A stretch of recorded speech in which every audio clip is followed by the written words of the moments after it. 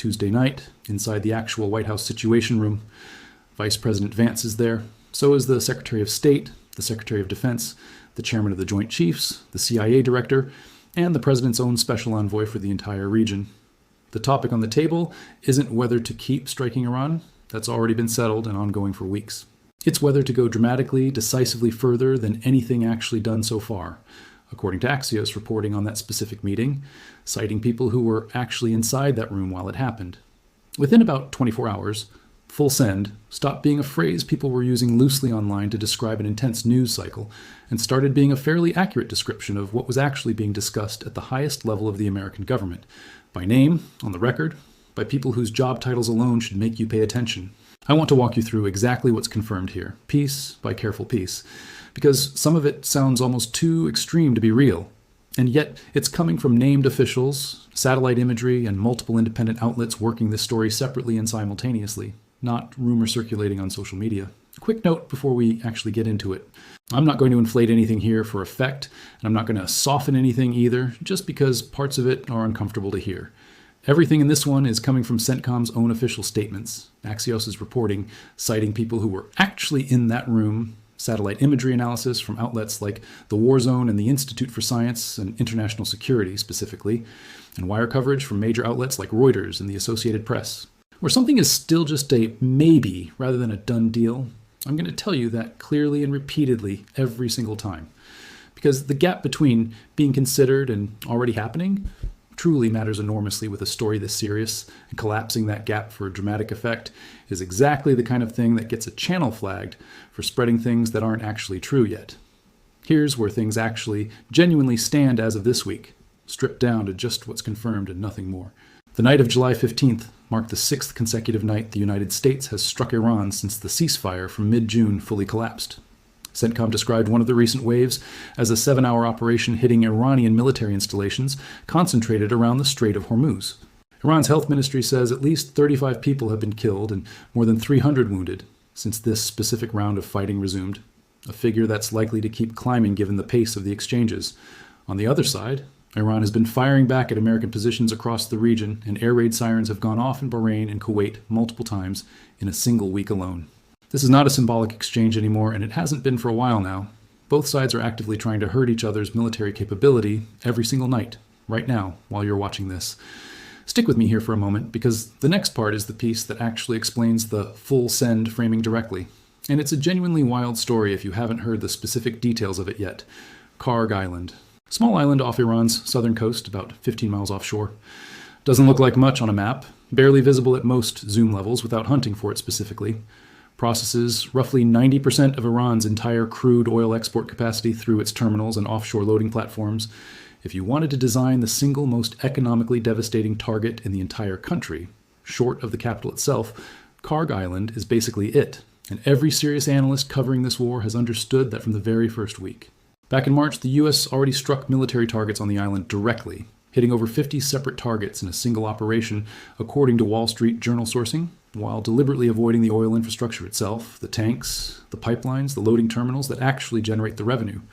Trump said at the time the restraint was for what he called reasons of decency, explicitly framing it as a choice, not a limitation of American capability. That was the line for months. Hit the military stuff, spare the economic lifeline, even while threatening repeatedly that the restraint wouldn't necessarily last forever if Iran didn't show more flexibility at the negotiating table. That line is now being actively reconsidered at the highest level. Axios has reported, citing 4 separate sources with knowledge of the planning, that the administration is weighing whether to occupy or blockade Kharg Island outright, not just strike it. One source described the internal thinking to Axios in blunt terms, saying the plan is to spend roughly a month further weakening Iran's military capacity around the strait, then physically take the island and use control of it as leverage in negotiations. A senior administration official put it even more plainly, saying the president wants the Strait of Hormuz open, and if taking Kharg Island is what makes that happen, that's what's going to happen. Though officials are also clear no final decision has been made yet. Republican Senator Tom Cotton, who chairs the Senate Intelligence Committee and would presumably be briefed on operations at this level, was also referenced in that same reporting as being read in on the broader strategic thinking, which tells you this isn't being kept entirely within the executive branch, even if a formal congressional vote hasn't happened. I want to underline that last part because it matters. This is a real, seriously discussed option sitting on the table inside the actual White House, sourced to multiple senior officials, with at least some congressional leadership aware of the planning. It is not, as of this recording, an order that has been given and multiple officials went out of their way to stress that distinction directly to reporters, rather than letting it be assumed. If you're finding this as unsettling as I did putting it together, that's the appropriate reaction, honestly, and it's exactly why a story like this deserves more than a quick headline glance before scrolling on. Take a second, hit that like button if you want more of these breakdowns done properly instead of chasing pure outrage, and let's keep going, because there's genuinely more here that hasn't gotten nearly enough attention anywhere else yet. Here's the part that makes a ground operation on Kharg Island genuinely dangerous rather than just dramatic. 13 American troops have already been killed in this war, which restarted back on February 28th, when the US and Israel launched a coordinated operation that killed Iran's supreme leader. 3 Marine units are reportedly already en route to the region, according to that same Axios reporting, with the White House and Pentagon considering sending still more troops soon on top of that. Taking an island by force, even a small one, means putting American service members physically on Iranian territory, within range of coastal defenses, anti-ship missiles, and whatever mines or fast boat swarms Iran has had months to prepare specifically for exactly this scenario, in a country that has already repeatedly shown it's willing and able to hit U.S. assets directly across an entire region, not just at its own borders. One senior official's own quoted reasoning to Axios was that the U.S. needs to further degrade Iran's military capability, specifically so that a ground assault would be less lethal by the time it happens, which tells you plainly that the people planning this understand exactly how risky it would be if attempted right now, today, without weeks more preparation first, and that the current pace of nightly strikes is, at least in part, laying the groundwork for that eventual operation, rather than existing as an end in itself. There's also a second front to this escalation that's arguably even more explosive, literally. Multiple defense outlets, including the War Zone, have been tracking evidence that American B-2 stealth bombers may have already struck a previously undisclosed Iranian nuclear-linked facility called Taliban-2, part of the broader Parchin complex, using the same GBU-57 bunker-buster bombs, nicknamed the Massive Ordnance Penetrator, that were used against the Fordo nuclear site last year. Satellite imagery reviewed by the Institute for Science and International Security showed what appeared to be bunker-buster penetration holes at the top of the facility, consistent with the kind of strike pattern seen at Fordow and Natanz. CENTCOM, when asked directly by the War Zone whether MOPS had been used on that specific site, declined to comment either way. Separately, more recent reporting says the Pentagon is now preparing B-2 bombers for potential future strikes, using those same bunker busters against nuclear-linked laboratories in the Isfahan area. To be clear about what's confirmed versus what's still developing here, the Taliban-2 strike itself appears to have already happened, based on satellite evidence, even without an official CENTCOM confirmation of the specific munitions used. The Isfahan option is reported as being prepared, not yet executed. Both of those, together, are a genuinely different category of escalation than the shipping lane strikes that have dominated most of the coverage up to this point, because they're aimed specifically at Iran's nuclear program infrastructure, rather than at its ability to threaten commercial vessels. Let me actually explain what a GBU-57 is, because the name gets thrown around a lot without much context. It's a 30,000-pound precision-guided bomb, built specifically to punch through deeply buried hardened targets that ordinary bombs simply bounce off of. It's designed to penetrate roughly 200 feet of rock and reinforced concrete before detonating. The only aircraft in the world certified to carry it is the B-2 Spirit, America's stealth bomber, and each one can only carry 2 of these things at a time, given how enormous they are. When these bombs were used on Fordo last year, 7 B-2s dropped a combined 14 of them across 2 facilities in a single coordinated operation, codenamed Midnight Hammer, with 12 of those bombs specifically targeting Fordo, and 2 more going to the Natanz enrichment site nearby. The operation reportedly worked by dropping the bombs in sequence down the same narrow air shafts, using the first strikes to punch through the initial layers of rock, and the following bombs to drive deeper into the same channel, maximizing penetration into a facility that Iran had built specifically to sit far enough underground that conventional weapons couldn't reach it. That's the caliber of weapon and the caliber of operation we're talking about potentially being repeated, this time reportedly aimed at nuclear-linked laboratories around Isfahan specifically, a city that hosts one of Iran's largest and most significant nuclear research and technology hubs, separate from both Fordo and Natanz. It's genuinely worth understanding why a facility like Taliban-2 specifically would draw this kind of weapon in the first place, because the targeting decision itself tells you something important. Analysts examining satellite imagery found the site had been deliberately heavily reinforced in the months leading up to the strike, with the facility encased in additional concrete and soil layers added as recently as January. A pattern experts noted closely resembles how Iran fortified other key nuclear sites in the lead up to last year's strikes as well. Taliban 2 has long been linked by international inspectors to alleged nuclear weapons-related explosives testing work, allegations Iran has consistently denied. Unlike Fordo, the facility reportedly lacks the same kind of visible air vents that allowed bombs to be walked progressively deeper down a shaft over multiple passes, which analysts told the war zone may be exactly why the heaviest available bunker busters, rather than smaller munitions used in a repeated sequence, would have been the preferred option for guaranteeing full destruction in a single decisive pass.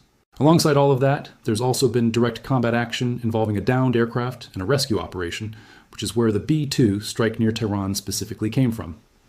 According to Fox News reporting, during a rescue mission for a downed American pilot and navigator, the commander of CENTCOM, Admiral Brad Cooper, personally ordered a B-2 strike using GBU-57s on an underground Revolutionary Guard headquarters near Tehran, reportedly destroying it, while separate B-1 bombers dropped roughly 2,000-pound bombs nearby specifically to push Iranian forces away from the rescue site and protect the crews on the ground. That's not a strike aimed at oil infrastructure or shipping lanes at all. That's a direct hit on Iran's military command structure, carried out in the middle of an active combat rescue, using the same top-tier munitions normally reserved for hardened nuclear targets. It's worth sitting with the human cost of that rescue mission specifically for a second, because it's easy to let downed pilot and navigator pass by as a throwaway detail in a much bigger story. Somewhere in that sequence, an American aircraft went down over hostile Iranian territory. 2 crew members ended up separated from friendly forces on the ground, and the response was significant enough to justify pulling in B-2 stealth bombers, B-1 bombers, and apparently a broader combat search and rescue effort, all while active fighting continued elsewhere across the region simultaneously. 13 American troops have died in this war overall since it restarted in February, and every single one of those 13 had a rescue effort, a chain of command decision, and a family that got a knock on the door behind whatever brief line eventually showed up in a wire report about it. I mention that not to be morbid, but because it's genuinely easy, watching a breakdown like this from a screen, comfortable, safe, thousands of miles away, to talk about bunker busters and strategic calculus and lose track of the fact that every option on that table in the Situation Room translates directly into risk for actual people wearing an American uniform in a hostile country right now, tonight, while you're watching this video. The regional retaliation piece of this also deserves more attention than it usually gets in most coverage, because Iran hasn't been absorbing these strikes passively at any point in this whole sequence. Sirens have sounded in Bahrain, home to the U.S. Navy's 5th Fleet, multiple separate times over the past week alone. Kuwait has reported strikes near American positions. Jordan, going back to the earlier phase of this war in February and March, intercepted well over 100 separate missiles and drones fired in its direction, with the Jordanian military reporting that of 85 projectiles launched toward the country in a single mid-March wave, 79 were successfully intercepted, while 5 drones and 1 missile still made it through to Jordanian soil. An American MQ-9 Reaper drone was destroyed on the ground in Jordan during that same period. The United Arab Emirates absorbed a wave of Iranian ballistic and drone strikes back in late February, aimed primarily at American assets stationed there, killing 3 foreign workers from Pakistan, Nepal, and Bangladesh, and wounding 58 more people. A reminder that in a region this densely packed with expatriate labor supporting both military bases and civilian infrastructure, the casualties of a strike aimed at a military target very rarely stay confined to combatants alone. Now let's talk money, because that's ultimately the pressure point driving a lot of this. Since the war restarted, oil prices have spiked sharply as tanker traffic through the Strait of Hormuz has dropped off a cliff, with shipping companies increasingly unwilling to risk sending vessels through a war zone. That's landing directly on ordinary people at the gas pump in the US and globally, and it's landing at an especially bad political moment. The reporting around this Situation Room meeting is explicit that officials are weighing these next steps with November's midterm elections in mind, since rising energy prices are considered a genuine threat to Republican control of Congress. I'm not going to tell you whether that's the primary driver behind any of these decisions or a secondary factor layered on top of a real security calculation, because I genuinely don't know, and neither does anyone outside that room for certain. But it's a documented part of the conversation on the record, and you deserve to know that political timing is explicitly part of the calculus here, not just battlefield logic in a vacuum. If you want the honest, genuinely unfiltered version of stories like this one instead of whatever gets you angriest fastest, drop a comment telling me which specific thread of this you want followed most closely. The Kharg Island decision itself, the nuclear site strikes, or the ground troop deployments. Because this story has at least 3 separate directions it could realistically break in over the next couple of weeks, and I'd honestly rather chase down the one you actually care about first than guess. It's worth knowing how this is landing back home politically, too. Because a war operating at this intensity doesn't stay contained to foreign policy briefings, it shows up in domestic politics almost immediately. Congress has been split on this in ways that don't fall neatly along the usual party lines you'd expect. Some lawmakers, including members of the president's own party, have pushed back on the scope of military action being taken without a formal declaration of war or a clear, specific authorization vote, arguing that strikes of this scale, sustained over months and now potentially including ground troops occupying foreign territory, cross a threshold that deserves a direct vote rather than being run entirely through the executive branch's existing war powers. Other members have argued the opposite, that hesitating now, after this much has already been invested, would squander the military gains made so far and leave the mission unfinished. That tension inside Washington itself is very much part of the backdrop against which this Situation Room planning is happening, not a separate story running quietly in parallel somewhere off to the side. And it's part of why officials briefing reporters keep stressing over and over that nothing has actually been decided yet, whatever the internal planning already looks like on paper. Iran's own public posture throughout this has been defiant rather than conciliatory, at least in its official statements. Iranian officials have repeatedly said the Strait of Hormuz remains closed on their terms, a claim CENTCOM disputes and treats as inaccurate given ongoing American naval operations to keep shipping lanes contested rather than ceded. Iranian state and semi-official media have continued reporting retaliatory strikes on American positions across the Gulf as a show of continued capability rather than weakness, even as the same reporting acknowledges mounting damage on Iran's own side. There have also been unverified reports, which I want to flag clearly as unconfirmed rather than established fact, suggesting Iran's new supreme leader may have been seriously injured in earlier strikes, potentially including the loss of a limb, according to some outlet reporting that has not been independently corroborated by multiple sources as of this recording. I'm mentioning that specifically to model what not to treat as settled fact in a story moving this fast and this loudly. A single-sourced claim about a head of state's medical condition in the middle of an active war with heavy information control operating on all sides simultaneously is exactly the kind of detail that deserves real skepticism until it's confirmed independently by more than one credible outlet, rather than repeated confidently just because it's dramatic and would fit neatly into a bigger narrative. Let's zoom out for a second, because it's easy to get lost in individual strikes and individual bombs and lose the bigger shape of what's actually happening here. This war restarted after a ceasefire that was supposed to be the ending. That ceasefire, and the 14-point memorandum behind it, fell apart specifically over disagreement about who controls traffic through the Strait of Hormuz, with Iran reading the deal as giving it authority to manage passage, and the US and its allies rejecting that reading entirely. Every escalation since then has, in one way or another, traced back to that same underlying fight over the strait. The blockade the US reinstated, the strikes on coastal radar and small boats, the disabled tanker headed toward Kharg Island that CENTCOM confirmed hitting this week. And now, potentially, an actual physical occupation of the one island that controls almost all of Iran's ability to sell oil at all, discussed openly by senior officials as a serious option rather than dismissed out of hand. If you trace the last several weeks forward, carefully, one confirmed development at a time, this isn't really a story about isolated strikes anymore. It's a story about the war's entire center of gravity shifting toward a single decisive target, and everyone involved on both sides of this conflict seems to genuinely understand that whoever controls Kharg Island effectively controls how this war ultimately ends. I do want to give you the skeptical read too, because full send as a phrase implies something total and irreversible, and I don't think that's quite an accurate description of what's confirmed yet. Every option described in this reporting, the Kharg Island occupation, the further Isfahan strikes, comes with explicit conditions attached by the officials describing them.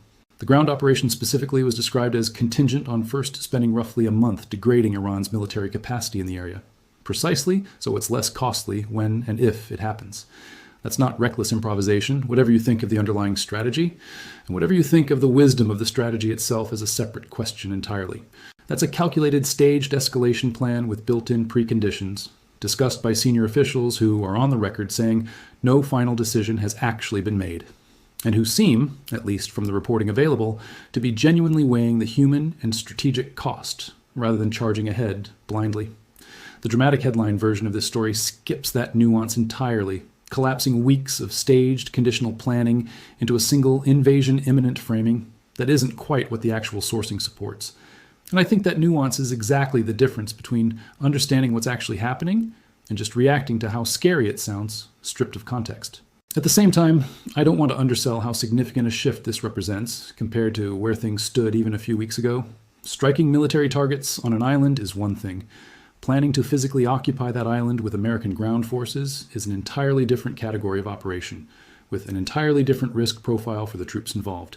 And reporting that specific planning is underway, even conditionally, even without a final green light, is newsworthy on its own terms. Same with the nuclear site strikes. Hitting Iran's shipping and military capability is aimed at ending a specific standoff over one waterway. Hitting nuclear-linked facilities with the same bombs used on Fordo reopens an entirely separate, much larger strategic question about the war's actual goals, whether that's containing Iran's naval capability in one strait or something considerably broader aimed at its nuclear program as a whole. Those are not the same war, even if they're currently being fought at the same time, by the same forces, in the same country, under the same overall command structure, reporting up to the same situation room. So where does this actually genuinely go from here? Analysts I'd trust on this are watching a few specific things closely, and I'd watch the same ones myself. First, whether that situation room planning translates into an actual green light on Kharg Island within the rough one-month window that source described to Axios, or whether it stays a contingency plan that never gets triggered. The way earlier Kharg Island threats from back in June ultimately did not materialize into an actual occupation at that time, when Trump called off a planned wave of strikes at the last minute after a reported breakthrough in negotiations, only for that same breakthrough to eventually collapse weeks later anyway. Second, whether CENTCOM or the Pentagon ever goes on the record confirming or denying the Taliban 2 bunker buster strike specifically, since an official confirmation there would tell us a lot about how comfortable the administration is with the world knowing Iran's nuclear infrastructure is actively being targeted again, beyond just the sites hit last year. Third, simply how many more nights of strikes this current exchange runs before either side blinks, since 6 consecutive nights is already longer than several of the earlier flare-ups this year, and the pattern so far has been escalation, followed by exhaustion, followed by a shaky pause, not a clean, permanent resolution at either time it's happened previously. And fourth, whether those additional Marine units currently en route to the region actually get deployed toward Kharg Island specifically, or get held further back as a general regional reserve, since troop movements tend to telegraph intent well before any official announcement ever does, and satellite trackers and open source defense analysts are already watching exactly this kind of movement closely for early signals. I'll be honest about where I land on all of this personally, for whatever that's worth to you. I think the Kharg Island planning is the single most important thread in this entire story, more than any individual strike count or casualty figure, because it's the one option on the table that would fundamentally change the nature of this conflict, rather than just continuing it at the current intensity. Strikes can be walked back. An occupied island with American troops physically present on contested Iranian territory is a much harder thing to simply undo if it goes wrong, and it's exactly the kind of decision that tends to define how a war like this is remembered years later, for better or worse. I don't think anyone, including the people in that situation room, actually knows yet which way this breaks. I think that's the honest state of this story right now. Genuinely unresolved, genuinely being decided in real time, and that's precisely why it deserves careful tracking instead of a single dramatic headline and then silence until the next one shows up. There's also a comparison worth sitting with because Trump himself reportedly drew it directly. According to that same Axios reporting, he's compared the Kharg Island plan to the operation the U.S. carried out earlier this year against Venezuela, when American forces struck the country in January, removed its sitting president, and have since retained significant influence over its oil exports under the new government's more business-friendly policies. If that comparison is genuinely the model being followed here, and it's worth taking seriously given it reportedly came from the president himself rather than from an outside analyst's speculation, that tells you this isn't being conceived internally as a narrow, limited strike to reopen a shipping lane. It's being framed, at least by some people involved, as a broader template for using direct military and economic leverage to reshape another country's relationship with its own energy resources entirely. Whether that comparison genuinely holds up in practice, given how different Iran's military capability, geography, and domestic political situation actually are from Venezuela's, is a genuinely open question, and one worth watching closely rather than simply assuming either way based on how the president himself framed it. One last thing on sourcing, quickly and plainly, because a story built this heavily on anonymous officials genuinely deserves a word of context. Axios' reporting here is attributed to multiple named by role, unnamed by identity sources, meaning we know their positions and access, but not their names, which is standard practice for sensitive, ongoing military planning. And it's also exactly the kind of sourcing that requires healthy skepticism, rather than blind acceptance. It's worth noting Axios has a genuinely strong track record on exactly this kind of White House sourcing over the years, which is part of why other major outlets tend to match and follow their reporting rather than dismiss it outright. But a strong track record still isn't the same thing as an on-the-record government statement, and I'd rather flag that distinction plainly than let it blur together.